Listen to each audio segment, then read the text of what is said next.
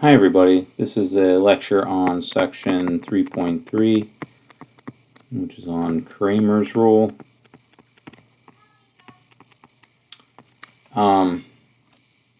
Consider the matrix equation.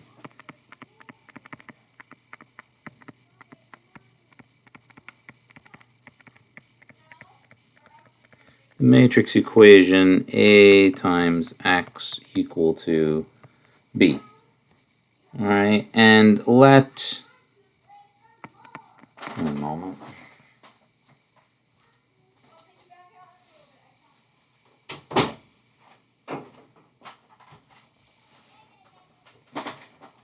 So let A be equal to this matrix. So the matrix whose columns are V1, V2, all the way to Vn. In this matrix equation where A is n by n. So A is an n by n matrix, and his column vectors are V1 to Vn.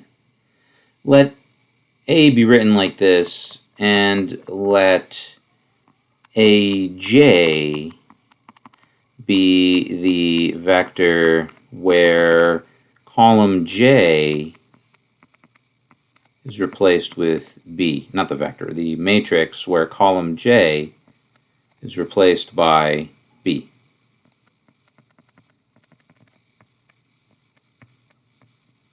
Right? Also, the identity, n by n identity matrix, is the matrix whose columns are the elementary vectors, if you remember those, E1, E2 to En, where E1 is this vector 1, 0, 0, so on and so forth. E2 is the vector 0, 2, or 0, 1, 0, so on and so forth. E3 is the vector 0, 0, 1, right? So the elementary vectors. So the columns of the identity matrix are the elementary vectors. I is equal to this, and let ij to be equal to the identity matrix where the jth column is replaced by x.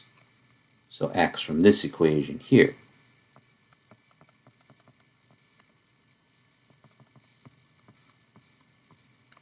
Okay?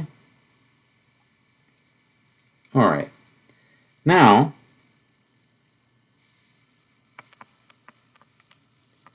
A times ij. What's that equal to? That's A times that matrix right here.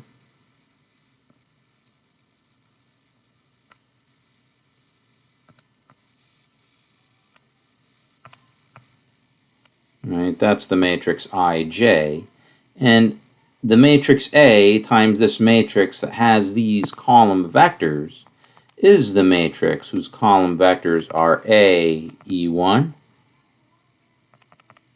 A, EJ minus 1, A, X, A, E,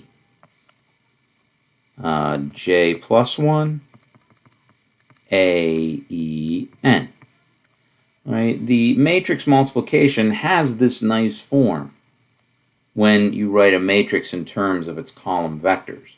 The matrix A on the left times whatever matrix on the right with these column vectors is just the matrix whose column vectors are A times each one of those vectors. All right, well, A times E1, that's just the first column of A. Right? A times E1, so that's A times this vector. Right? Which is just going to give you the first column of A. So that's V1. This one is just going to be Vj minus 1. A times X, well, A times X was given in this matrix equation up here. That's the original equation under consideration. That's equal to B. This is Vj plus 1,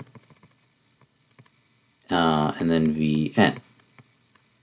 Right, but this is which matrix? That's the matrix A, where column J is replaced by B. Right, A is the matrix whose columns are V1 to Vn, and AJ is the matrix where the jth column is replaced by B, right here. So that's AJ. Right? So,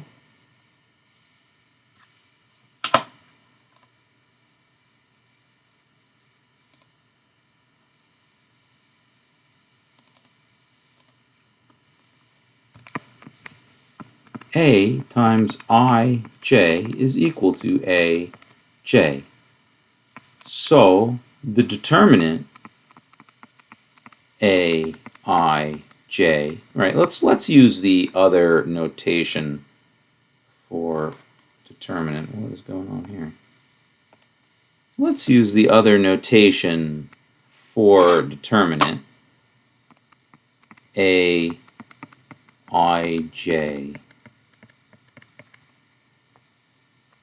Remember, is another way to write determinant A.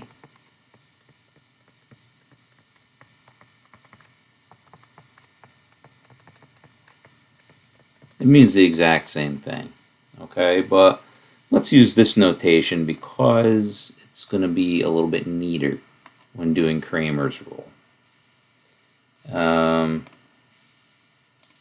red. So A times IJ is AJ. So A determinant AIJ is equal to AJ. So determinant A times determinant IJ is equal to determinant AJ. Now, if you look at matrix IJ, right, let's write it out. Well, first let's do this. Is determinant AJ over determinant A. Okay, so now this matrix is the matrix 1, 0, 0, like that, 0 down here, 0, 1, 0, 0, 0, 0, 1, 0, and then at some point you get this column x1, x2, x3, x4, so let's say xj right here, xn. And then you have your last column. 1, 0, 0, 0, 0, 1. So that's the matrix IJ. So we want to calculate his determinant. Its determinant, I guess.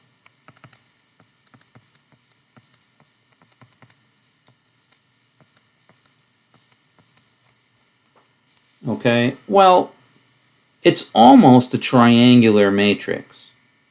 It's almost a triangular matrix. Here is the main diagonal. The main diagonal is right here. I didn't quite draw it right. The xj should be a little higher. And the main diagonal of this guy is right here.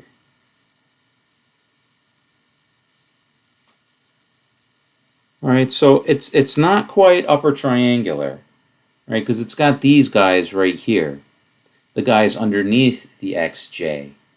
But what you can do is you can do, well, not elementary row operations, but you can do elementary column operations. In the elementary column operations, you use these columns to zero out here. Okay, so what you get then is an upper triangular matrix, whereas elementary row operations don't change the determinant.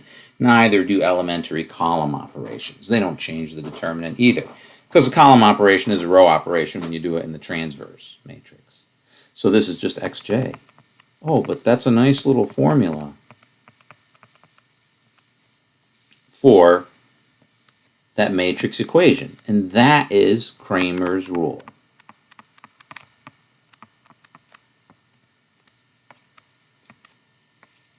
So given matrix equation,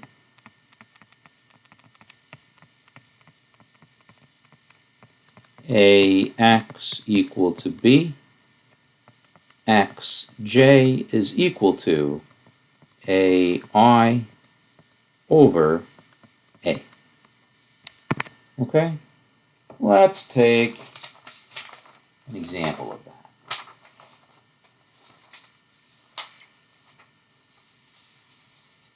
So how about the following?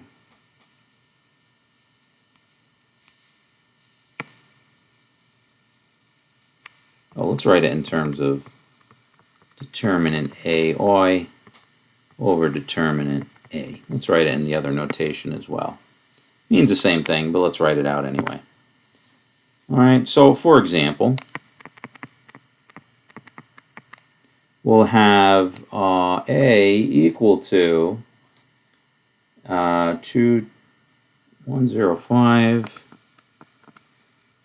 216, and 340.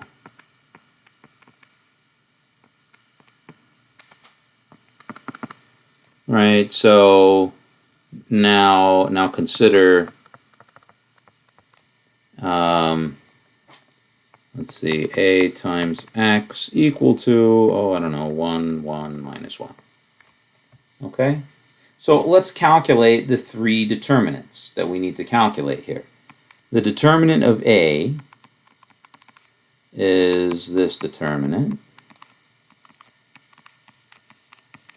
right? And I'm going to do the three products, so that's 1, and then, 0. 0, 2 times 4 times 5, plus 40. So let me write out the whole thing because I don't want to confuse you. 105, 216. So this determinant is equal to, right, and we're doing these three products minus these three products. All right, so that's 0 plus 40 plus 0 minus 15 minus 24 minus 0. And that's 1. Okay? A1 is equal to determinant of A1. So here you replace the first column of A with this guy. So that's 1, 1, minus 1. 2, 1, 6. 3, 4, 0. Copy them over. 2, 1, 6. First two columns. So now this determinant is 0 minus 8 plus 18 minus 3 minus 24 minus 0. So we've got 10. So 13 minus 24, so that's minus 11. Okay, minus 11. Determinant A2, so 105, 1, 1, minus 1, and 3, 4, 0.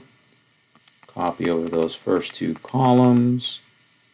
So this determinant is equal to 0 plus 20 plus 0 minus 15 plus 4 minus 0. So I have 20 minus 15 is 5 plus 4 is 9.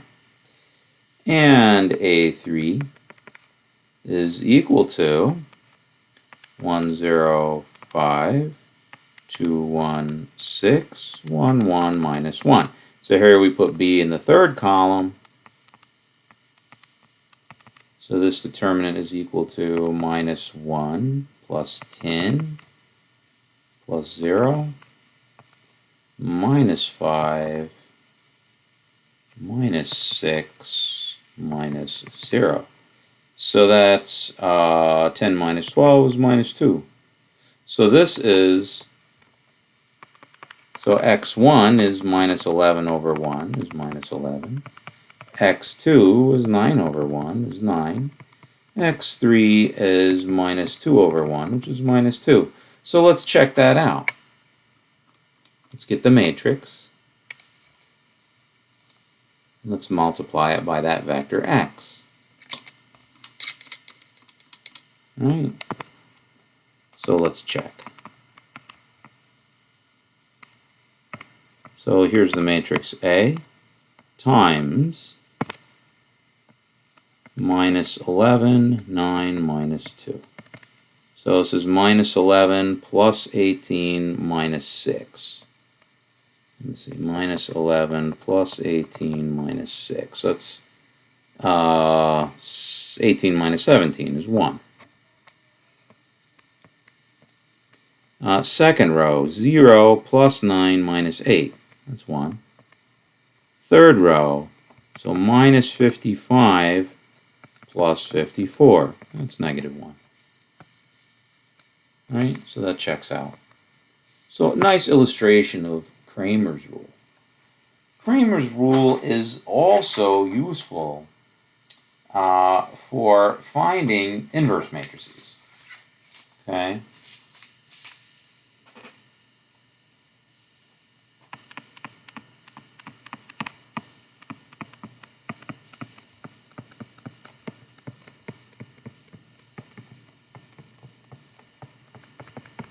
To find A inverse. Okay? So remember that A inverse is the matrix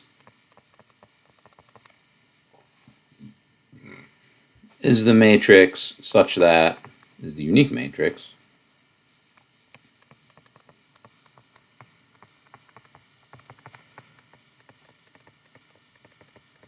satisfying A times A inverse equal to I. That is A, and we'll say A inverse has columns y1, y2, yn equal to, well, the columns of the identity matrix are these elementary vectors. Right? A times this is the matrix with columns AY1, AY2, all the way up to AYN, equal to E1, E2, En. So we're interested in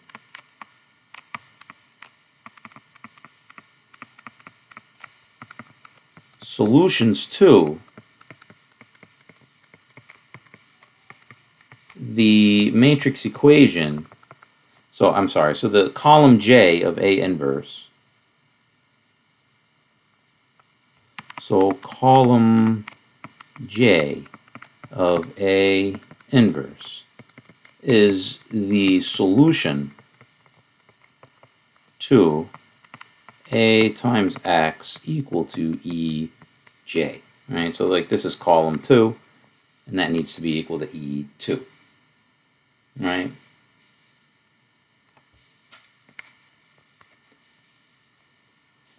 So column J of A inverse is the solution to this. All right. So that's for column J. Right there. So now the entry in row I,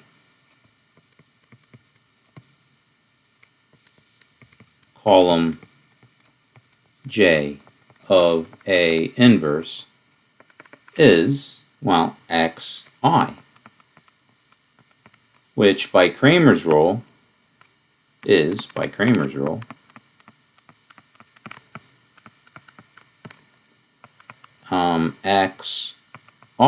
which is equal to aj determinant over determinant A. Right? So this is the matrix, where AI is equal to, hold on a second, AXI. So am I using a different notation here? Yeah. I think with Kramer's rule I used a J up here. Let me check that real quick. No, I used, I switched it, row J. Ugh, what did I do? XJ, AJ. Right, so I have switched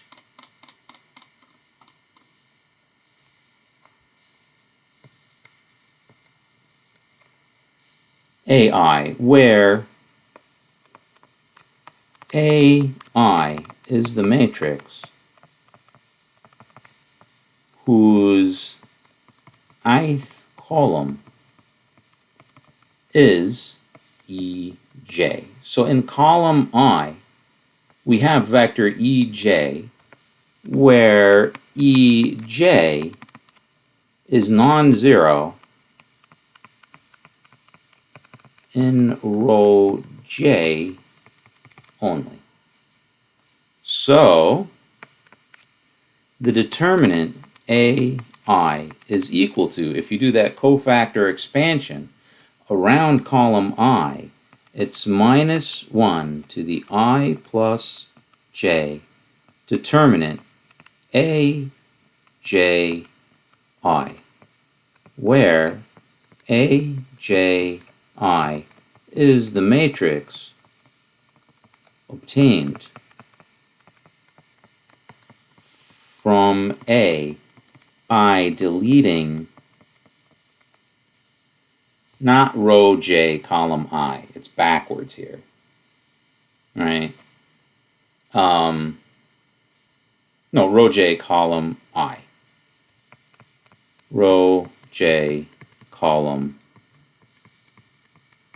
I, right? But this is the entry in row I, column J of A inverse. So it becomes switched. It becomes switched, right? AJI, you're deleting row J, column I. But that's the entry in row I, column J of A inverse. So a nice formula for A inverse is as follows.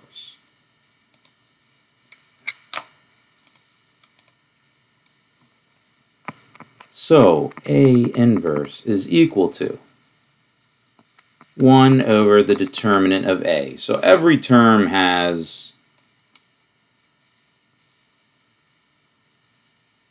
over this.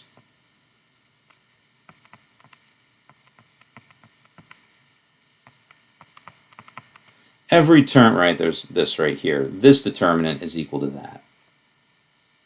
Or, no. So this is equal to that, where AJ, right. So the entry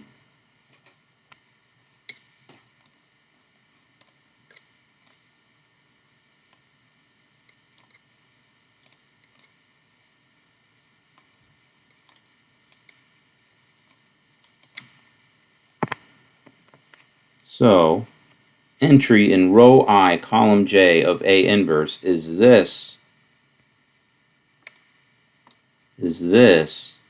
which is that, divided by determinant A, is minus 1 to the I plus J AJI over determinant A.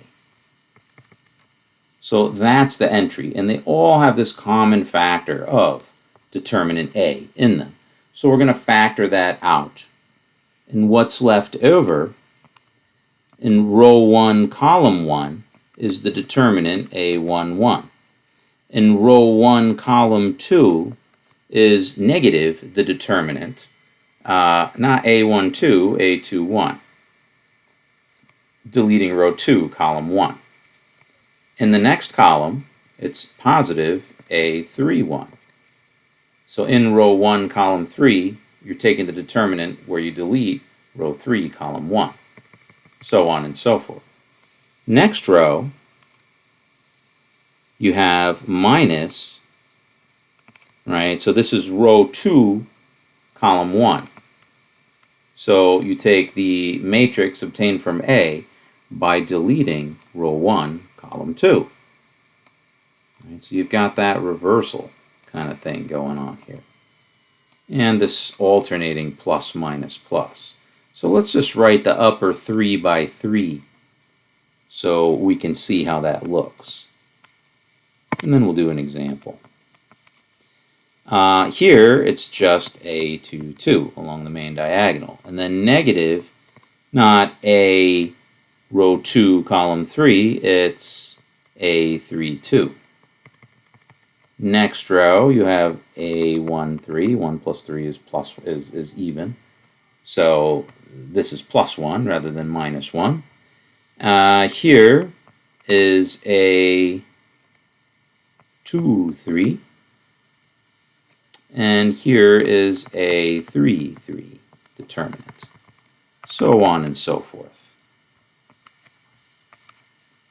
So this is a nice formula for A inverse. So let's take a look at that in an example.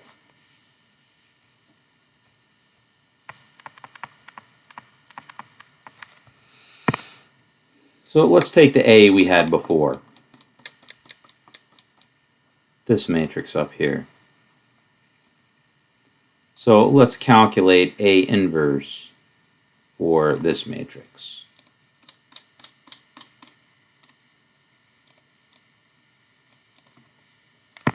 So we'll let A be equal to this. So the determinant of A, as we calculated before, is 1. So now let's look at those 9 different cofactors. So what I'm going to do is I'm going to copy this guy 9 times.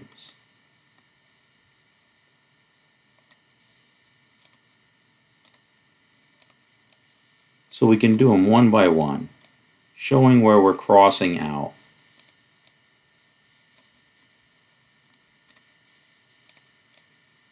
Rows and columns.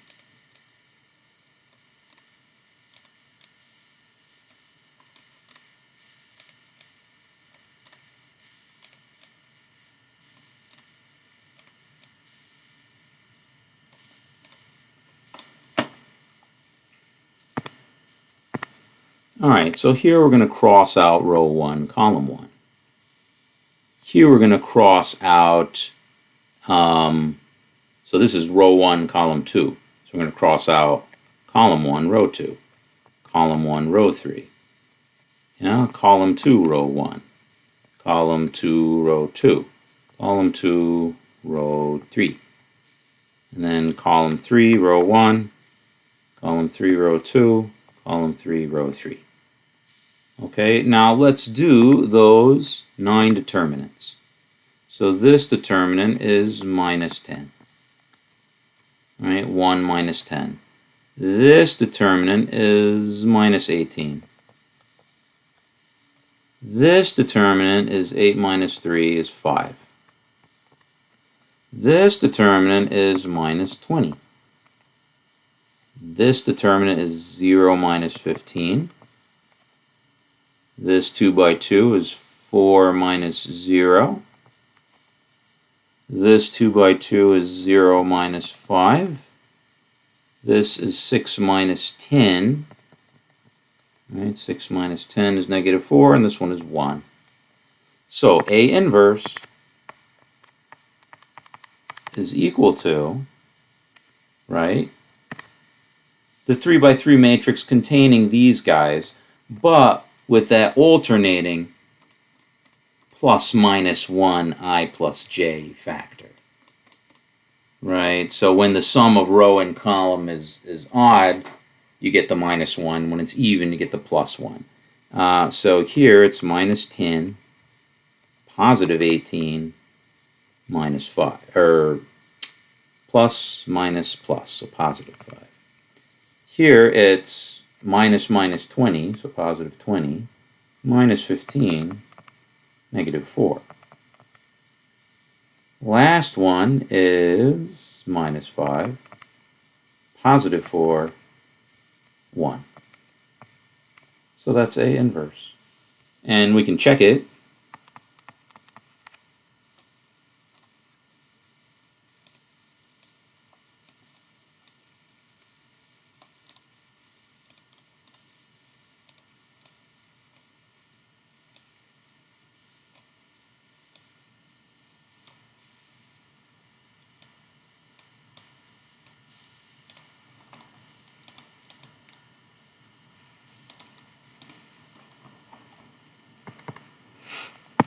So this is equal to minus 10 plus 40. Oops, this one is not right.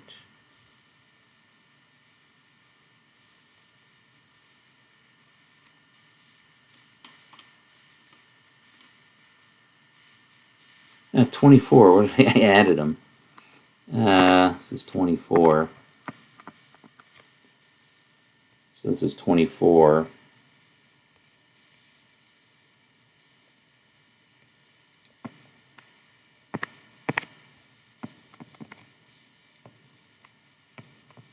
All right.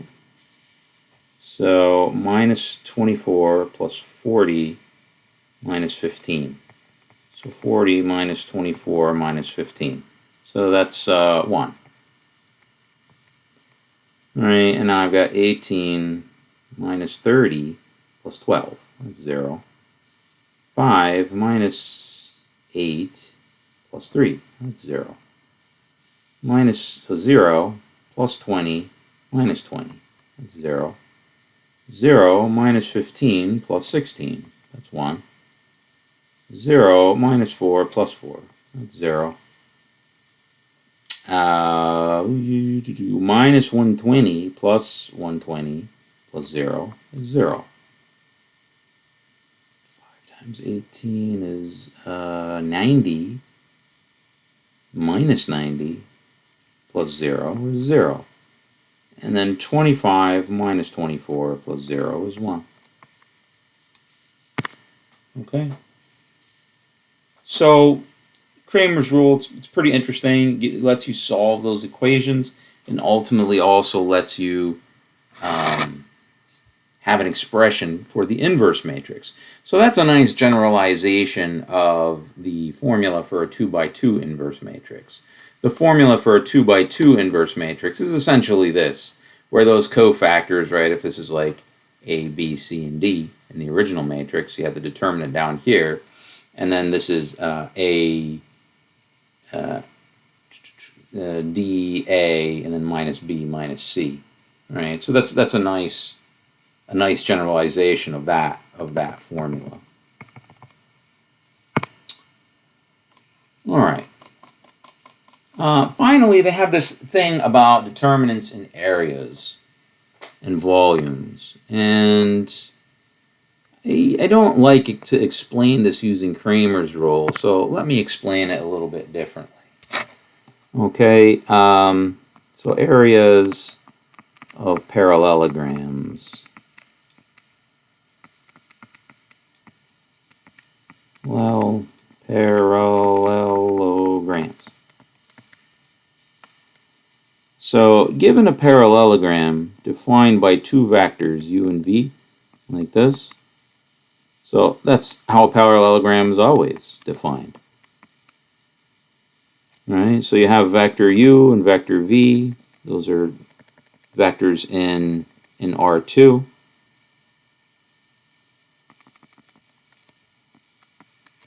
That's v and that's u. So given two vectors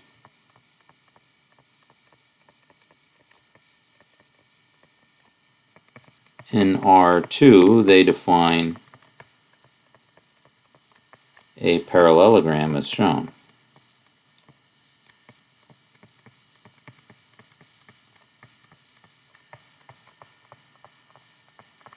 Okay? And now the area of that parallelogram, well, it's just the determinant of the matrix whose columns are U and V. And you got to take the absolute value of that determinant. I mean, the determinant could always be negative, and that's fine. You just take the absolute value of it. All right, so the area of the parallelogram is this, and the area of the triangle defined by U and V, that's equal to, well, it's half the parallelogram.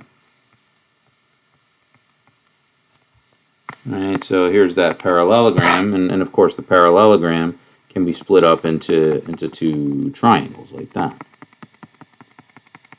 So the parallelogram, I guess, we'll draw it in red and in blue. All right, the area of that parallelogram is the determinant, and the area of the triangle is half that determinant, the absolute value of the determinant. Okay? So the explanation for this is there's a nice geometric explanation for this.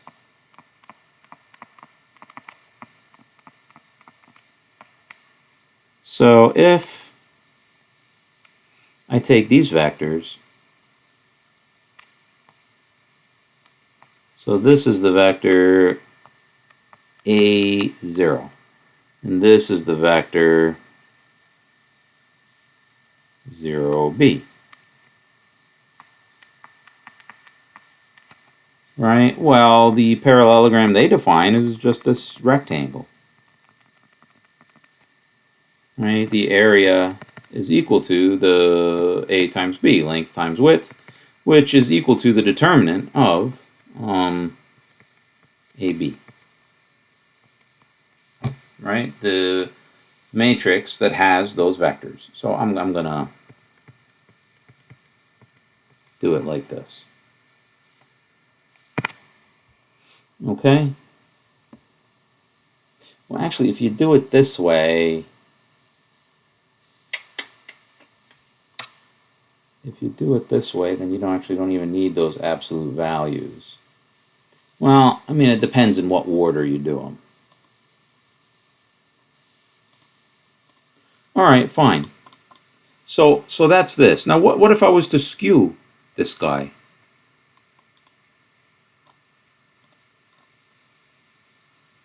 What if I was to skew this rectangle? What do I mean by skew? I'll show you.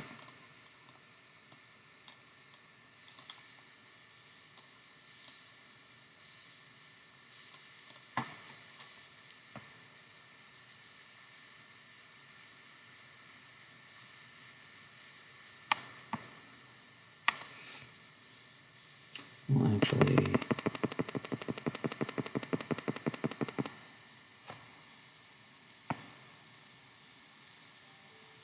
so instead of using the vector 0b, I'm going to use this vector here.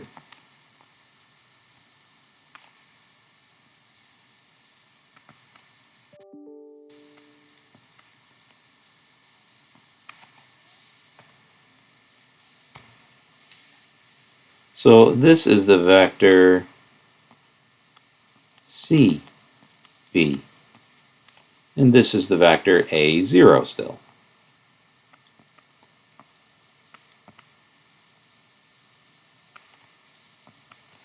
What's the area of this? It's the same, right? Because you're subtracting the area of this triangle, yet you're adding the area of the same triangle over here, although it certainly doesn't look the same. There we go. The area is still the same. So the area is unchanged, right? Because we're adding the area of this triangle, but we're subtracting the area of a congruent triangle right here. Right? So the area is unchanged. It's equal to A times B, which is still the determinant of the matrix A0, C, B. Right? This is A times B minus 0. Now, any other parallelogram, well, you get by doing this skew and then rotating.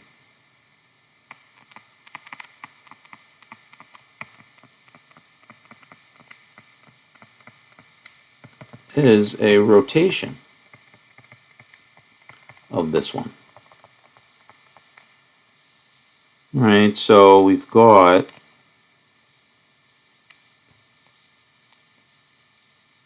this and that.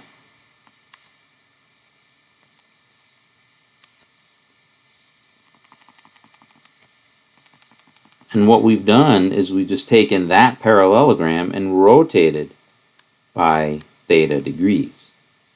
So we'll call this vector u and this vector v. Right? But how do you rotate by theta degrees? Right? Rotation by theta degrees is a linear transformation, which we covered before in 1.9 or 1.8,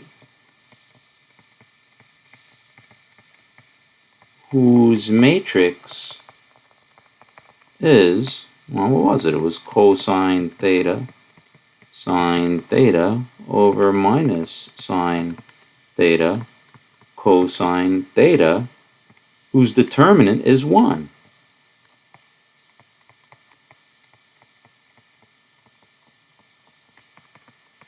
Right? So the area of the parallelogram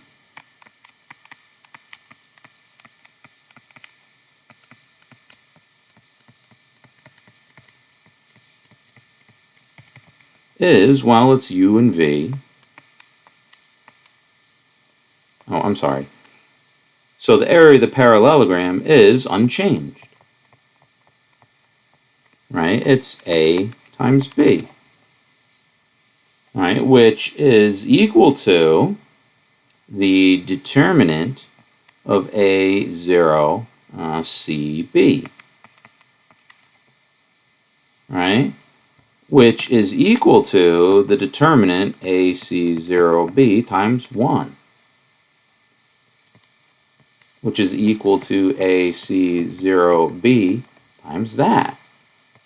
Cosine theta sine theta minus sine theta cosine theta. Right? That's got determinant 1. The determinant is cosine squared plus sine squared. Right? But the determinant of a product is the product of the determinants. So that's the determinant of the matrix AC0B rotated by this one, cosine theta sine theta minus sine theta cosine theta. Right? But when you rotate those vectors A0, CB, that's just the vectors u and v up here.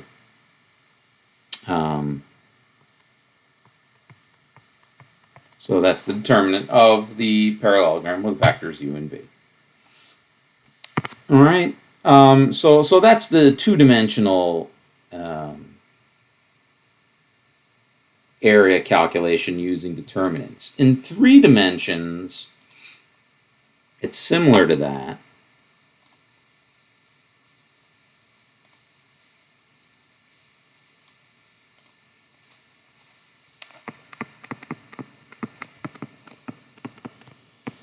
So given 3 vectors in R3, u, v, and w, like this, what they form is a what's called parallelepiped.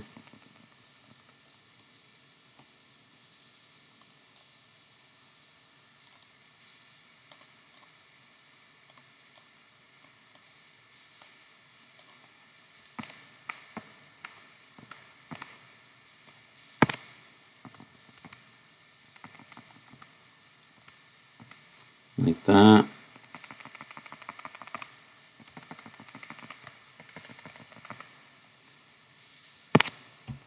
Right, and the volume of this parallelepiped is the determinant, well, the absolute value of the determinant of the 3 vectors u, v, and w.